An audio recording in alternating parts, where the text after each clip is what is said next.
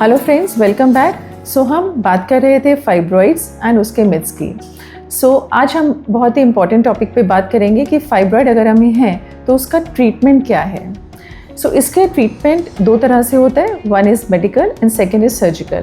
पर दोनों ही मोडालिटी जब हम आपको ऑप्ट करते हैं तो डिपेंड करता है आपकी एज पर, आपकी नंबर ऑफ़ फाइब्रॉइड्स पर, साइट ऑफ फाइब्रॉइड कि वो है कहाँ पर, आपके सिम्टम्स में कि आपको वो क्या प्रॉब्लम क्रिएट कर रहे हैं, आपका फ्यूचर फर्टिलिटी, आपको आगे फ्यूचर में प्रेगनेंसीज प्लान करनी है नहीं, और आप मीनोपॉज आपको आने वाला है या नहीं आने वाला है। इसलिए आपके लिए कौन सा बेस्ट ट्रीटमेंट है ये आपके डॉक्टर ही आपको बेस्ट सजेस्ट कर सकते हैं। इन शॉर्ट हम बात करते हैं ट्रीटमेंट मोडालिटीज़ की। First is a medical treatment. Medical treatment is not a definite treatment, this is a temporary treatment and symptomatic treatment. यानी कि ये ट्रीटमेंट आपके सिम्टम्स को रिलीव करने के लिए दिया जाता है, फाइब्रॉइड्स को ख़त्म करने के लिए नहीं। इसमें हमारे पास डिफरेंट मेडिसिन अवेलेबल होती हैं, like mifepristone, ulipristal, GnRH agonist, antagonist and many more. जब तक आप ये मेडिसिन लेते हैं तब तक आपके सिम्टम्स भी ठीक रहते हैं और फाइब्रॉइड्स भी कुछ लिमिट तक श्रिंक हो जाते हैं। पर जब आप ट्रीटमेंट बंद करते हैं तो ये सिम्टम्स वापस से रिवर्ट हो जाते हैं और फाइब्रॉइड का साइज़ भी वापस ज़्यादा हो सकता है। इसीलिए डेफिनेटिव ट्रीटमेंट नहीं है। अगर हम डेफिनेटिव ट्रीटमेंट की बात करें हमारे पास सर्जिकल ऑप्शंस आते हैं, जिनमें सबसे रेडिकल होता है यूट्रस को रिमूव करना। जब आपकी फैमिली कंप्लीट हो चुकी है और आपके यूट्रस में मल्टीपल फाइब्रॉइड्स हैं या बहुत बड़े साइज़ का फाइब्रॉइड है तो हम आपको ऑप्शन देते हैं यूट्रस रिमूवल की। क्योंकि जब हम फाइब्रॉइड्स निकालते हैं जिस फाइब्रॉइड को हम निकाल रहे हैं वो फाइब्रॉइड कभी भी दोबारा नहीं ग्रो करेगा। But in your uterus there could be very microscopic seedlings left inside which can regrow again. तो वो छोटे छोटे जो बीज आपके बच्चेदानी में अगर पड़े हैं वो वापस से रीग्रो कर सकते हैं। तो हम हमेशा बताते हैं कि अगर आपकी फैमिली कंप्लीट हो चुकी है, it's better to go for the removal of uterus to have definite treatment.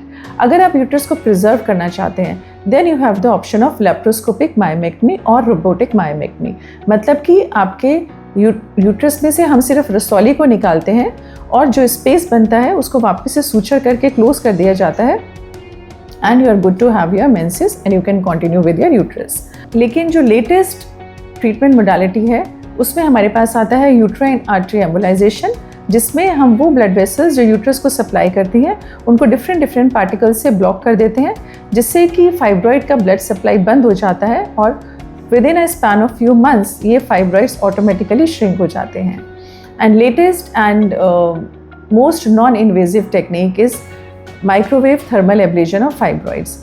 इसमें हम लैप्रोस्कोपी करके आपके जो फाइब्रॉइड्स हैं उसमें माइक्रोवेव एंटीनाज इंट्रोड्यूस करते हैं और ये एंटीना माइक्रोवेव रेडिएट करते हैं फाइब्रॉइड्स पे and in span of 3 to 6 months आपके फाइब्रॉइड्स अंदर ही श्रिंक हो जाते हैं।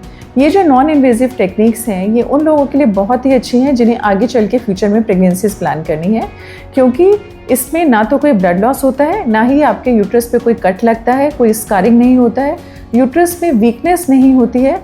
विज़ अगर हम मायोमेक्टमी करते हैं, चाहे वो हम ओपन करें, लैप्रोस्कोपिक करें या हम रोबोटिक करें, तो हमें यूट्रस में से फाइब्रॉइड्स को निकाल के उस गैप को सूचर करना होता है, जिससे कि ये इसमें वीकनेस आने का थोड़ा रिस्क रहता है और फ्यूचर प्रेगनेंसी में इसका रप्चर होने का या डिफरेंट कॉम्प्लिकेशंस होने का रिस्क रहता है।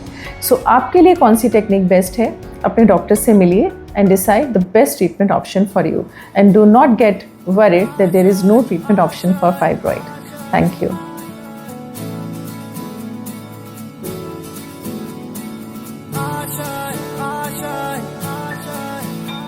आशाएं